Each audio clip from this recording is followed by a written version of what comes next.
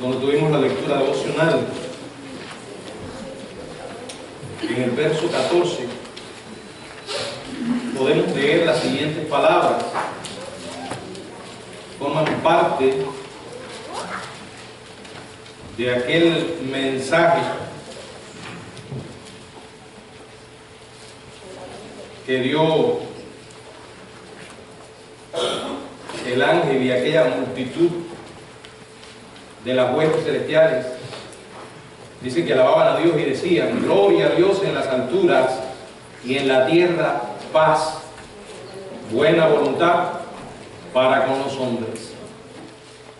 Me gustaría que en esta mañana nosotros, en que estamos recordando el nacimiento de nuestro Señor, meditáramos en algo que forma parte muy unida a la Navidad, y es la paz.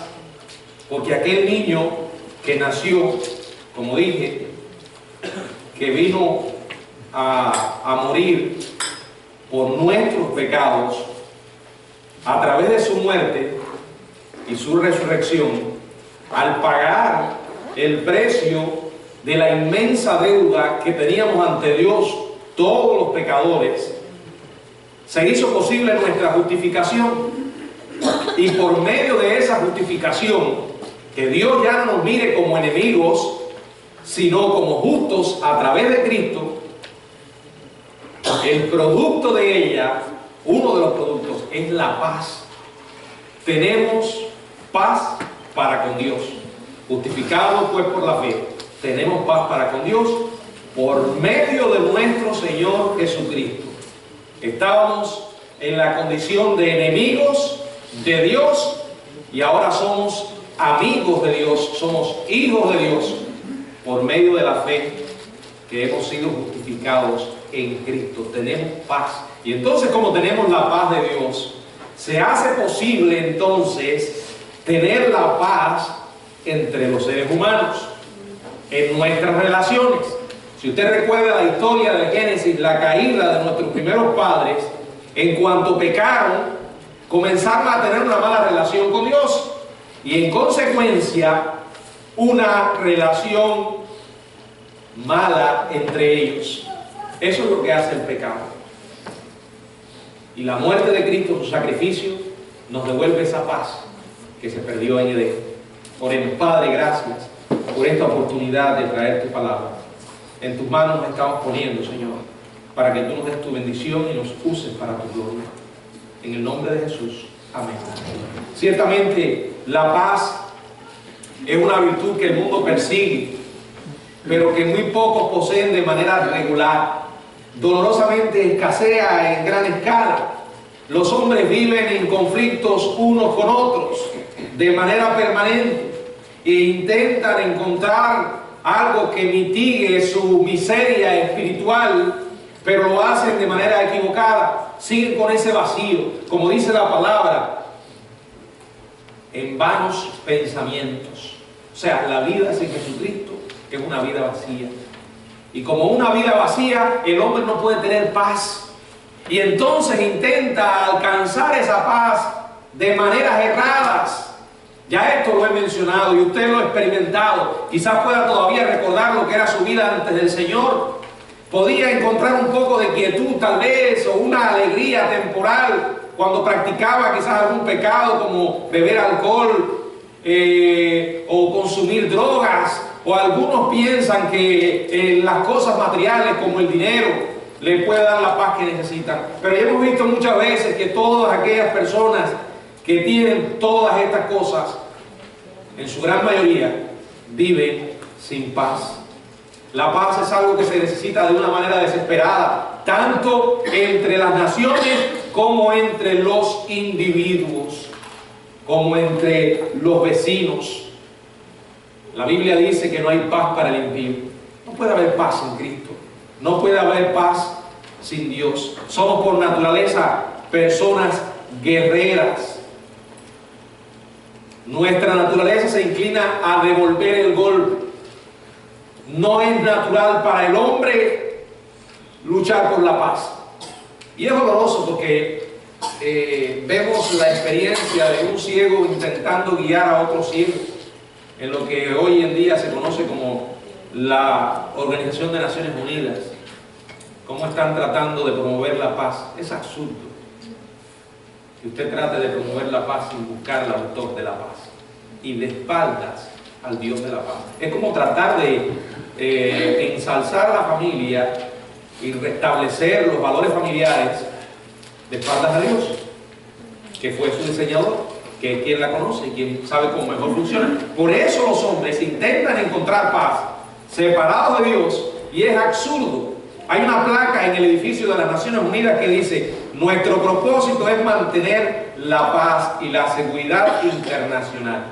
Para ese fin, tomar medidas efectivas y colectivas para prevenir y remover las amenazas de paz. Dígame, honestamente, ¿ha podido usted encontrar el tiempo que ha estado viviendo en esta tierra alguna época de paz entre los seres humanos? ¿No? Constantemente escuchamos de conflictos. La Biblia nos advirtió que en los tiempos del fin vendrían tiempos de guerra. Lo dice Mateo capítulo 24, pero en estos tiempos se verifica una y otra vez esa dolorosa realidad. Y ahora está la terrible amenaza del terrorismo. Esa sombra de muerte que se cierne sobre toda nación y todo individuo, porque se está peleando con un enemigo sin rostro. No importa que hoy tenga un nombre y se llame ISIS, hace unos años atrás eran los talibanes, pero en realidad, o Al-Qaeda, pero en realidad siempre ha sido un enemigo sin rostro, porque usted no sabe quién está envuelto en esa creencia diabólica al punto de que está dispuesto a terminar con su existencia con tal de hacerle daño a los infieles. Sí, porque los infieles son aquellos que no son musulmanes, ¿verdad? Y entonces están dispuestos a dar su vida con tal de hacerle daño a otros. Y les espera un tiempo, según ellos, maravilloso en el cielo. Allá con Alá y con las vírgenes que Alá le tiene guardadas. Es decir, que es una esperanza muy humana, muy carnal. Pero la gente no tiene paz. A veces se privan de ir a un parque de diversiones porque y si ocurre un atentado. No van a ver a familiares, no, pues si me monto en el avión y... Bueno, si usted es cristiano y está en esa paranoia, déjeme decirle que está mal. ¿Y el Señor dónde está? Entonces no salga de la casa y tampoco se quede en la casa, que ahí también se puede morir, ¿verdad? Uno no sabe. Tenemos que confiar en el Señor. Él es la fuente de paz, Él nos cuida. La paz es algo más que lo que el mundo persigue internacionalmente. Está muy unida a la Navidad porque está unida a la persona que nació en aquella primera Navidad. Su nombre es Jesucristo. Qué bueno es saberlo. Qué bueno es tenerlo. Entonces con toda tranquilidad podemos ir a las personas y darles esperanza. En medio de la situación que estén viviendo, sin importar la magnitud de la que sea. El término hebreo para paz es shalom. Y puede ser definida como lo pone uno de los profetas de antaño: confianza en acción. Si usted no pone en acción su confianza, de dudarse que la tenga. Usted no puede decir yo confío en esa silla si no está dispuesto a sentarse en ella, ¿verdad?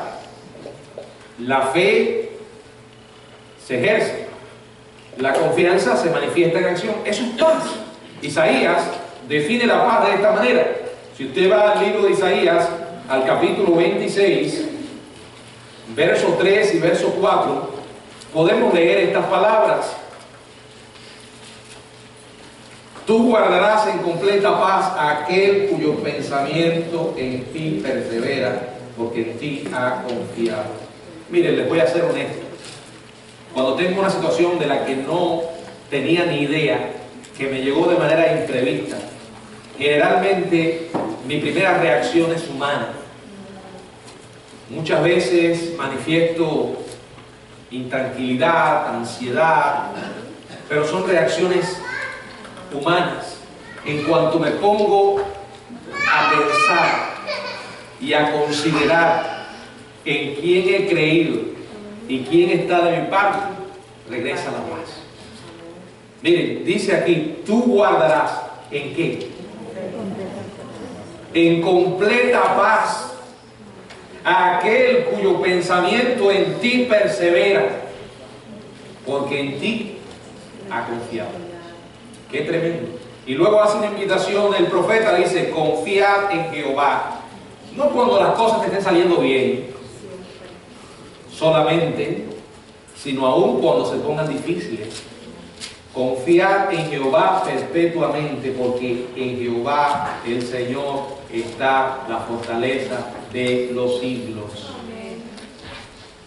El que los ciudadanos americanos, los habitantes de este país, podamos vivir tranquilos, no depende principalmente de todo el cuidado que pueda tener el FBI, el ejército, la seguridad. No, ¿saben por qué? Porque depende de Dios. Los hombres sí tienen que hacer su tarea, ¿verdad? No quiere decir que van a ser descuidados en su labor, pero la confianza está en Dios, Él nos cuida. Y no se trata solamente de eso, porque hay temor a muchas cosas, las enfermedades, la crisis económica, la soledad, hay quien teme hasta la misma muerte, pero dice, confiad en Jehová perpetuamente, porque en Jehová el Señor está la fortaleza de los siglos. Saque a Dios del escenario humano y va a tener garantizada una existencia realmente miserable. Siempre recuerdo las palabras de Pedro cuando el Señor le dijo a sus discípulos, ustedes tienen que irse también. Y Pedro se le dijo, Señor, ¿a quién iremos? Si sacamos a Dios de nuestra vida, el Evangelio, la Biblia, ¿a dónde podemos volvernos buscando esperanza? Dígame usted, ¿qué hace la gente hoy cuando el mundo se les viene encima? Usted lo ve todos los días. Y lo doloroso de todo esto es que nosotros tenemos la solución en nuestra mano. Pero el gran problema es que a veces nosotros mismos no estamos viviendo como si creyéramos lo que proclamamos. Para que alguien se sienta motivado a tomar el camino en el que nosotros andamos, tenemos que demostrarle que funciona. Tenemos que demostrarle que vale la pena, y sí vale la pena. Aparte de la roca que menciona aquí Isaías, la paz es un sueño distante.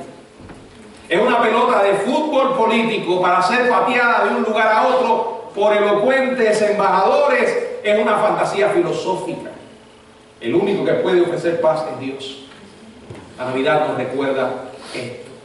Ahora, este versículo que leímos, el versículo 3 y verso 4 de este capítulo 26, el profeta no está describiendo sobre la paz internacional, él está hablando de la paz individual, la paz consigo mismo, con Dios y con los demás. Y dice que está en la persona de Dios. Confiad en Jehová, porque Él es la fortaleza de los siglos. Descansa en Él. ¿Tienes tú una relación verdaderamente con Dios? ¿Quién es Dios para ti?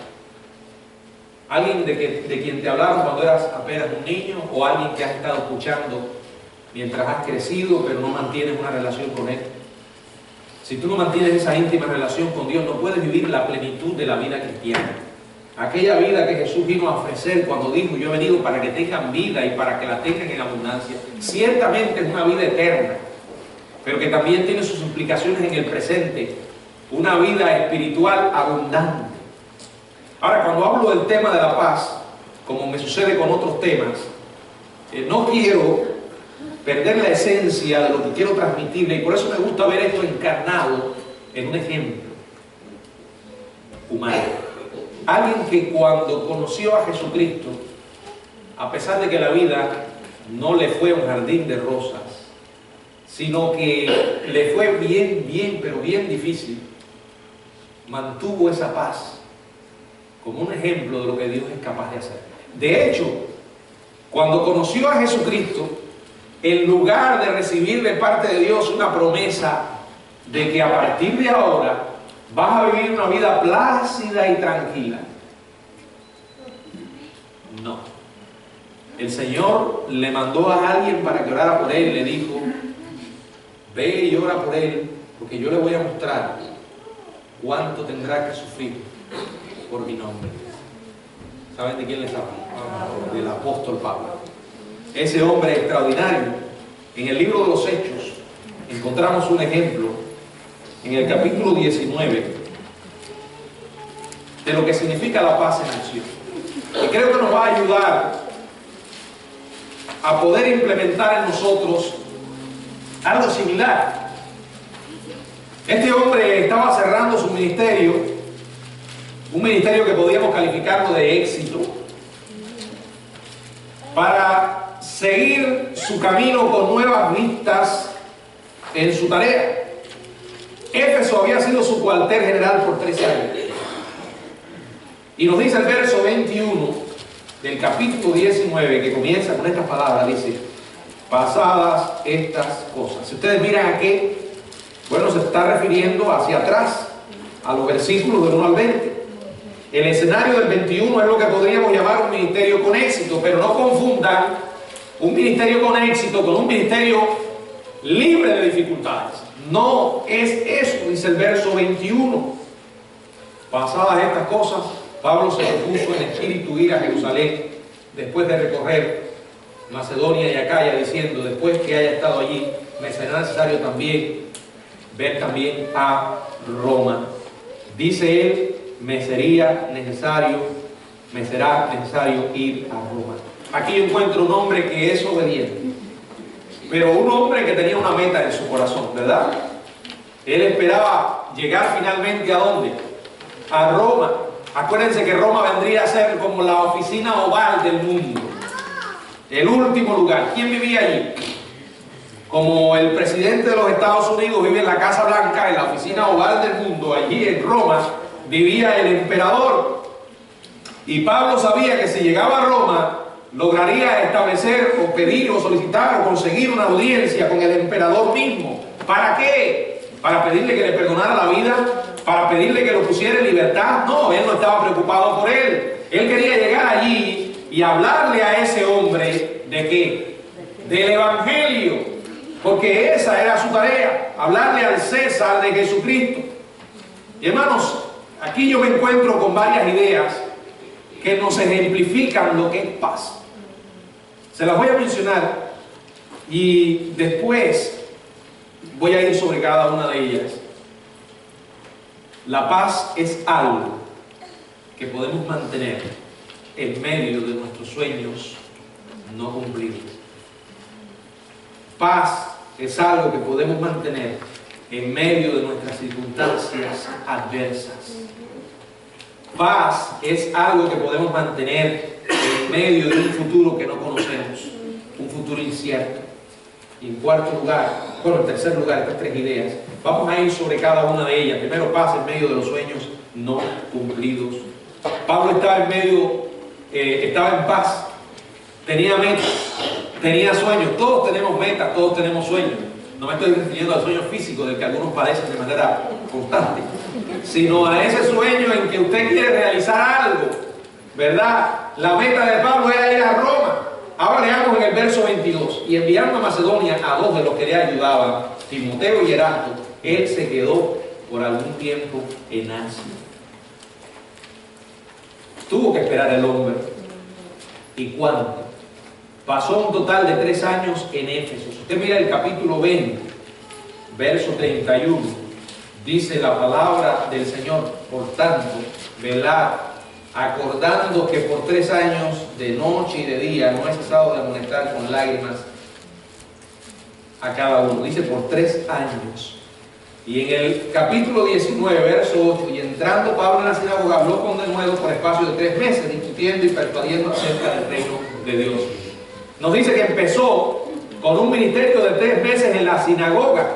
Y en el verso 10 del capítulo 19 dice: y aconteció, y así continuó por espacio de 2 años, de manera que todos los que habitaban en Asia, judíos y griegos, oyeron la palabra del Señor. Nos dice que posteriormente él enseñó durante 2 años en la escuela de uno llamado Tirano.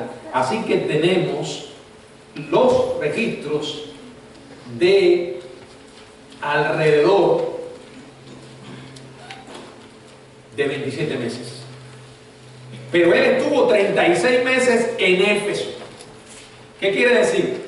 Que 9 de los 36 meses, como dice allí el verso 22, y enviando a Macedonia a 2 de los que le ayudaban, Timoteo y Erasto, él se quedó por algún tiempo en Asia. Los pasó en Asia. O sea, 9 de los 36 meses los pasó en Asia después de haber tenido la aspiración o el deseo o el sueño de ir a Roma. Y con este pensamiento en mente, aquí está la primera definición de lo que es paz. Paz es la habilidad de permanecer fiel a pesar del temor o el pánico por los sueños que no hemos podido alcanzar. Ya estamos casi terminando un año, ¿verdad? Si usted recuerda cuando comenzó, probablemente usted comenzó con muchos anhelos y muchas metas. No estoy hablando de esas metas que siempre tenemos, ¿verdad? Voy a comer menos, voy a bajar de peso, que son las metas con que siempre uno empieza y al final, a mitad de año, las deja. Estoy hablando de metas quizás un poco más profundas y que tengan que ver más con su vida espiritual. Como decir, por ejemplo, este año me voy a hacer el propósito de leer la palabra, ¿verdad?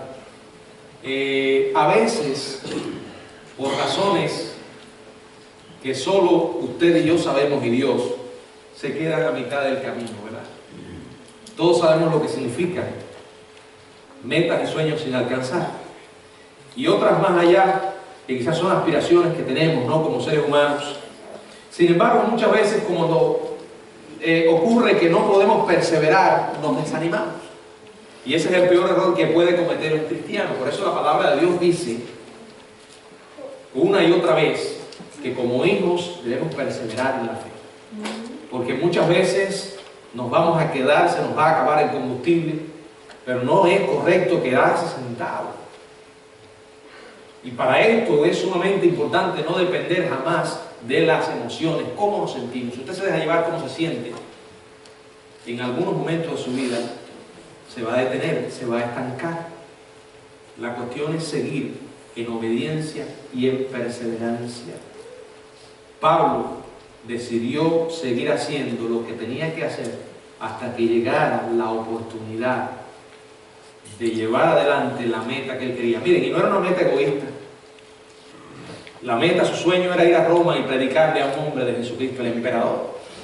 No era, como dice la palabra, pedir y no recibir porque pedís mal para gastar en vuestros deleites. Él quería honrar el nombre de Dios, extender el evangelio, y sin embargo tuvo que esperar. A veces a nosotros nos ocurre lo mismo, tenemos que esperar el tiempo de Dios. Ahora, veamos, después de que Pablo ha decidido que el trabajo de Roma se quede en su corazón, ¿qué ocurre? Verso 23. Hubo por aquel tiempo un disturbio no pequeño acerca del camino, cerca del momento, cuando ya uno ha arreglado todas las cosas y está diciendo, Señor, voy a dejar esos sueños contigo, voy a esperar en tu tiempo. Él estaba obedeciendo, esperando en el tiempo de Dios, y para más las cosas se complican. Leemos del verso 24 al 26, porque un platero llamado Demetrio, que hacía de plata templecillos de Diana, daba no poca ganancia a los artífices, a los cuales, reunidos con los obreros del mismo oficio, dijo, varones, sabéis que de este oficio obtenemos nuestra riqueza. Pero veis y oís que este Pablo, no solamente en Éfeso, sino en casi toda Asia, ha apartado a mucha gente con persuasión, diciendo que no son dioses los que se hacen con la mano. Aquí encontramos lo que podríamos llamar una especie de sindicato del primer siglo. Era un grupo de hombres que trabajaban la plata. Se dedicaban a levantar pequeños altares a la diosa Artemisa, también llamada Diana. Muchos viajeros iban allá para ver a Diana, y los plateros vieron en esto un negocio, comenzaron a confeccionar pequeñas baratijas, pequeños souvenirs, para que fueran comprados por los turistas, que se colgaban en el cuello, los ponían sobre su ropa o en sus carruajes. Un día un artesano llamado Demetrio se dio cuenta de que su negocio iba de mal en peor. ¿Cuál era la razón? Verso 26. Pero veis y oís que este Pablo, no solamente en Éfeso, sino en casi toda Asia, ha apartado a mucha gente con persuasión, diciendo que no son dioses los que se hacen con las manos. Quiero que entiendan algo, hermano. Aquí yo veo a un hombre que está obedeciendo, con una meta noble, un sueño y una aspiración grande para el Señor, hablar allí en Roma y llevar el Evangelio. Anda en el camino de la obediencia aunque tiene que esperar. Está predicando el Evangelio aunque tiene que esperar. Y de pronto las cosas se complican. Aquí se levanta este hombre porque le preocupaba que el negocio se viniera a la quiebra. Miles estaban abandonando la idolatría. El negocio se le estaba acabando. Así que los artesanos se ponen en contra del misionero. Preparan allí sus dardos para lanzarlos contra el vocero de la verdad. Y vean lo que ocurrió. Cuando este hombre había dicho: Señor, te entrego mi futuro, estoy confiando en ti, estoy obedeciendo, las cosas empeoraron. Verso del 27 en adelante. Y no solamente hay peligro de que este hombre, de que nuestro negocio venga a desacreditarse, sino que el templo de la gran diosa Diana sea estimado en nada y comience a ser destruida la majestad de aquella a quien venera toda Asia y el mundo entero. Cuando oyeron estas cosas se llenaron de ira y gritaron diciendo: grande es Diana de los Efesios. Y la ciudad se llenó de confusión, y a una se lanzaron al teatro arrebatando a Gayo y Aristarco, macedonios compañeros de Pablo. El teatro puede acomodar hasta 55.000 personas. Digamos que está casi lleno. 50.000 personas o más están gritando que grande es Diana de los Efesios.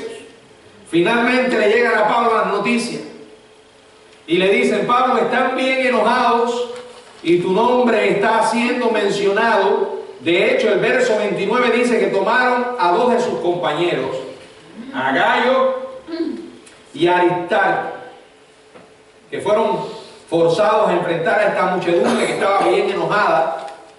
Pero Pablo está en paz. Verso 30 dice: y queriendo Pablo salir al pueblo, los discípulos no le dejaron. Y también algunas de las autoridades de Asia, que eran sus amigos, le enviaron recados rogándole que no se presentara en el teatro. Aquí yo veo un hombre listo. Las cosas no le están saliendo bien. Sin embargo, él está en paz. No le están saliendo bien desde el punto de vista humano. Él está andando en obediencia, él no está cometiendo ningún pecado. Él está sirviendo al Señor. Sin embargo, las cosas se complican. Y él está en paz. Quiere ir. ¿Cuál es la razón? Primero, él no quiere que Gayo y Aristarco paguen por él. Segundo, porque él tiene paz. Yo veo a un hombre en medio de la adversidad más terrible, lo veo con un grado de invencibilidad. O sea, podríamos calificarlo, para que me entiendan, como una especie de superhombre, de superhéroe del Señor en ese momento. Se siente invencible. ¿Por qué? ¿Cuál es la diferencia? Un hombre que vive sin ansiedades, un hombre que vive sin miedo en su espíritu, un hombre que no se deja intimidar por una muchedumbre, ni el miedo del riesgo, es algo que solo podía hacer Pablo. Yo creo que la cuestión está en creer lo que ya Dios ha dicho. Dios ha dicho, Romanos capítulo 8, dice Pablo: si Dios es por nosotros. Ahora es muy bonito sabérselo de memoria y tenerlo allí en un cuadrito enmarcado y verlo todos los días. Pero hasta que no lo creamos, entonces no se verifica lo que ocurrió en Pablo. Y esto nos trae la segunda definición de paz. Paz es la habilidad para permanecer tranquilo a pesar del pánico de las circunstancias desagradables. Y dígame, ¿quién no ha tenido circunstancias desagradables? En esas en las que nos parece que lo que Dios hace no tiene sentido, como James Dobson tituló su libro, o como Luis Palau tituló su otro libro parecido a este, que se llama ¿Dónde está Dios cuando ocurre algo malo? ¿Verdad? Y él dice que muchas veces no hay respuesta para las preguntas que nos hacemos. Probablemente Pablo en ese momento, si hubiese intentado encontrar una respuesta a lo que le estaba pasando, no la habría hallado. La realidad es que había un problema, estaba allí, y la cuestión es que había que enfrentarlo. Así que Pablo no se deja vencer por el miedo. Dice, no es justo que ellos paguen por mí. Voy al teatro, la gente le dice, no vayas. Así que él sabiamente decide quedarse, pero no con miedo. Él tiene paz, una paz perpetua. Si usted tiene a Dios de su parte y lo cree, no va a vivir intimidado por la gente, por las circunstancias, de las que no tenemos el más mínimo control en muchas ocasiones. Y déjeme decirle, si usted es cristiano y comienza a inflarse creyéndose de que hay momentos en los que usted sí tiene cosas bajo control, es cuando Dios nos permite pasar por experiencias tan humillantes, para que aprendamos que no se trata de nosotros, se trata de Él y de lo que Él es capaz de hacer. Y aquí hay una escena más en donde se encuentra la paz. En el verso 32 del mismo capítulo 19, dice la Biblia, unos gritaban una cosa y otros otra, porque la concurrencia estaba confusa y los más no sabían por qué se habían reunido. Ahí estaba una multitud que ni siquiera saben por qué están ahí. De pronto un joven llamado Alejandro se levanta y trata de tranquilizarlos, verso 24, pero cuando le conocieron que eran judíos, todos a una voz gritaron casi por 2 horas. Este hombre trata de tranquilizarlos, pero ¿cuál es la reacción de ellos? Se ponen a gritar. Piense oír los mismos gritos por 2 horas. Grandes Diana de los Efesios, grandes Diana de los Efesios. 50.000 gritando lo mismo. Este hombre no puede tranquilizarlos. Ni siquiera ellos sabían lo que iban a hacer. Hay un libro titulado Psicología de las Multitudes, escrito por Gustavo Le Bon, y él dice, la tesis que fundamenta el libro es la idea de que cuando usted está en una multitud, usted va a reaccionar de manera diferente a como reaccionara si estuviera solo. Y créanme que esto es verdad. Cuando uno está solo, actúa de una manera, y cuando hay una multitud. Por cierto, una de las cosas que dice es que las multitudes son muy fáciles de impresionar. Por eso a veces usted ve que cuando hay una multitud que presencia una cosa que los impacta, que los conmueve, esa multitud se desenfrena. Y ahí todo el mundo hace sin considerar lo que está haciendo, ¿verdad? Y por eso usted escucha, agarraron a aquel que violó a una criatura y de allí fueron y lo agarraron y lo mataron, sin pensar en las consecuencias. Ahí estaba aquella multitud desenfrenada, sin saber lo que iba a hacer. La presión va aumentando. Pero miren que Dios está actuando. Verso 35. Entonces el escribano, cuando había apaciguado a la multitud, dijo, varones de Efesios, ¿y quién es el hombre que no sabe que la ciudad de Efesios es guardiana del templo de la gran diosa Diana y de la imagen venida de Júpiter? Verso 36. Puesto que esto no puede contradecirse, es necesario que os apaciguéis y nada hagáis precipitadamente. Aquí está Pablo haciendo lo correcto. Aquí hay un grupo de personas que no entienden lo que él hace, creen, lo odian, están confundidos. De pronto Dios levanta a un escribano. ¿Qué era un escribano? El responsable de lo legal, del orden. Este hombre que aparece ahí de pronto, se pone de pie. Era un hombre que recibía su sueldo de Roma, y Roma odiaba los motines. Así que él dice, hay que tranquilizarse. Él quería mantenerse recibiendo su pago, y por eso trata de apaciguar a aquella multitud. Y lo más hermoso es que él no sabe quién es Pablo, ni Pablo sabe quién es él. Sin embargo, Dios lo utiliza para calmar la situación. Verso 37. Porque habéis traído a estos hombres sin ser sacrílegos ni blasfemadores de vuestra diosa. Eso es verdad. Seguimos leyendo, versos 38 y 39. Que si Demetrio y los artífices que están con él tienen pleito contra alguno, audiencias se conocen y procónsules hay. Acúsense los unos a los otros. Y si demandáis alguna otra cosa en legítima asamblea, se puede decidir. ¿Cuál es la razón? Verso 40. Porque peligro hay de que seamos acusados de sedición por esto de hoy, no habiendo ninguna causa por la cual podamos dar razón de este concurso. En otras palabras, el hombre le está diciendo, cálmense, que Roma los está vigilando, váyanse a casa, verso 41, y habiendo dicho esto, despidió a la asamblea. Un escriba. Yo no sé si usted ha leído esto otras veces, pero cada vez que yo leo esta historia para meditar en ella, me siento identificado con ella, porque cuántas veces Dios no ha levantado un escriba en mi vida.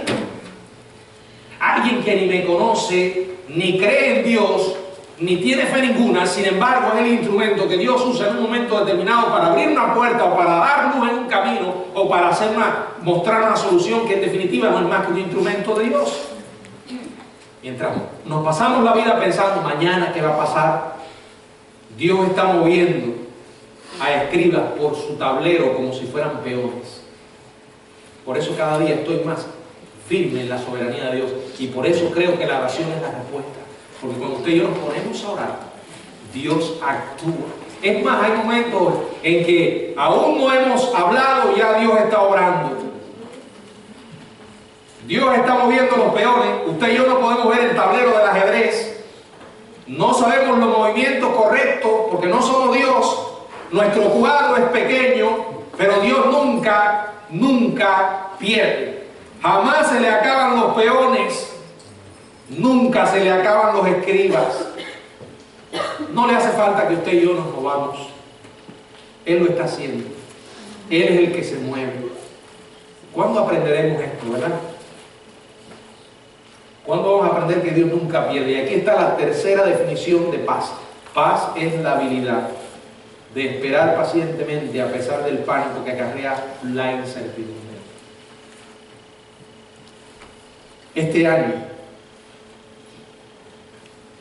si usted mira, hay personas que no están aquí porque partieron con el Señor por alguna otra razón, ¿verdad? Pero que quizás en esta misma época, el año pasado estaban. ¿Qué quiero decir por esto? Que uno no tiene la más mínima idea de lo que podrá pasar en los próximos meses. No.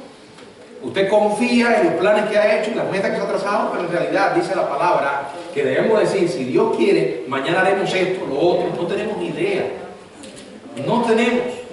Yo como pastor me paso la vida escuchando noticias. Pastor, fulano fue al médico y le detectaron una enfermedad maligna, o pastor, de fulano. Un día me puede tocar a mí, o te puede tocar a ti, uno no sabe.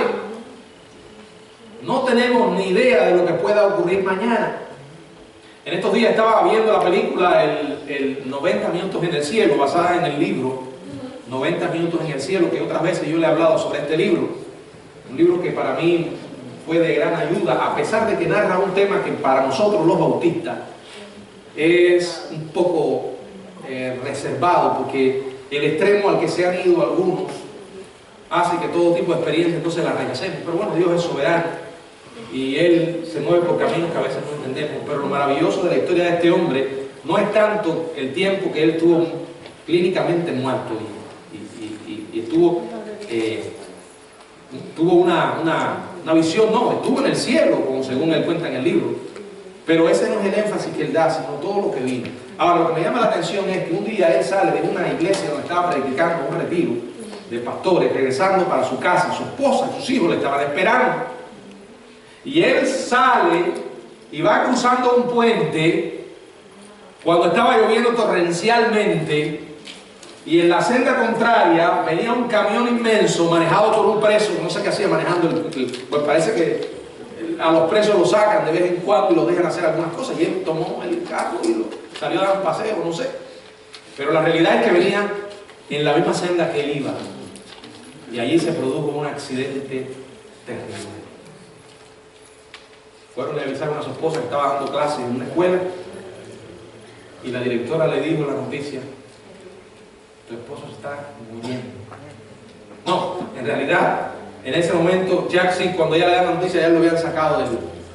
O sea, estaba en un estado grave, pero él está literalmente muerto, se muere.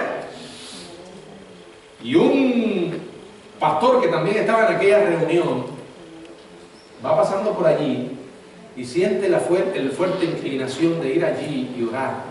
Cuando llega, los paramédicos, la policía le dice: no, Aquí no hay nadie por quien orar, ese hombre ya está muerto. Pero yo quiero orar por él. Pero no, él se murió, por favor, yo quiero ir. Lo dejan y el hombre llega, se mete dentro de aquel amasijo de metales y comienza a orar por aquel hombre. Después que termina de orar, dice, cuando estaba orando se dio cuenta que él lo conocía. Se pone a cantar. Y lo impresionante de toda esta historia, cuando él está cantando, el hombre comienza a cantar con él. Y entonces ahí fue y avisó a los paramédicos que fueron a buscarlo. No creían que estaba vivo. Bueno, después comenzó a vivir una tragedia. Bueno, una tragedia desde el punto de vista humano por el dolor. Dice que a partir de aquel momento comenzó a saber lo que era el dolor. Su vida se convirtió literalmente en algo muy difícil. Pero la vida le cambió un día. Y le cambió para siempre. La vida puede cambiar para nosotros en cuestiones de segundos. La pregunta es, este hombre estuvo preparado. Y déjenme decirle que si no hubiera sido por la presencia de Dios en su vida, se habría quitado la vida. Porque aquello era literalmente, desde el punto de vista humano, insoportable el dolor. Por cierto, el actor que contrataron para la película lo hizo muy bien. No es fácil vivir con dolor. Y usted lo sabe. Ahora, ¿cómo pudo él salir adelante? Por Jesucristo. ¿Cómo podrás tú salir adelante cuando la vida cambie, para bien o para mal? Si no tienes a Jesús. Y esto lo digo todos los domingos, y la gente lo oye y con una frialdad tremenda se van para sus casas a vivir la dulce vida, entre comillas. Un día no te vas a ver tan dulce. Dios conoce el futuro. Él tiene un plan. Él trabaja en medio de las circunstancias. Estamos en Navidad. Piense en las circunstancias de María, que estaba embarazada hasta el final de su preñez. Ella era una persona que residía en Nazaret. Sin embargo, las escrituras decían, va a nacer en Belén. ¿Cómo podía Dios, o cómo podía ser que María llegara a Belén para que el niño pudiera nacer exactamente donde Dios había dicho? Entonces Dios mueve un peón. ¿Saben cómo se llamaba este peón? Augusto César.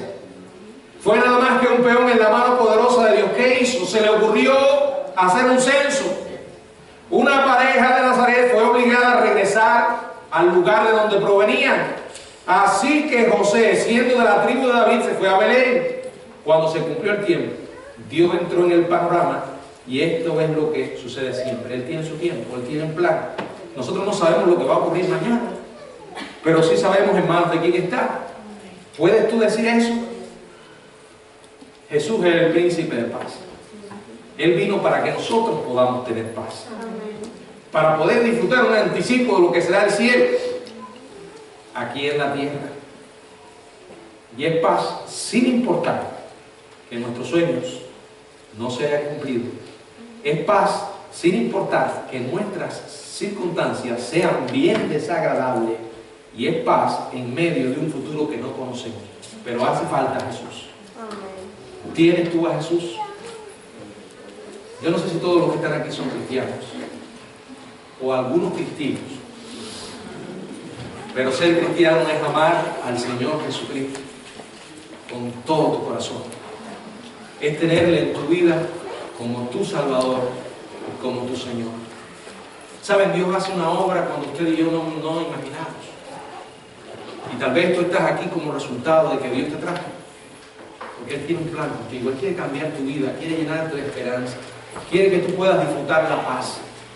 Un día vas a comprobar de primera mano que sin Dios la vida es imposible. No esperes a ese momento. Arregla tus cuentas con Dios ahora. Que el Señor nos bendiga. Amén.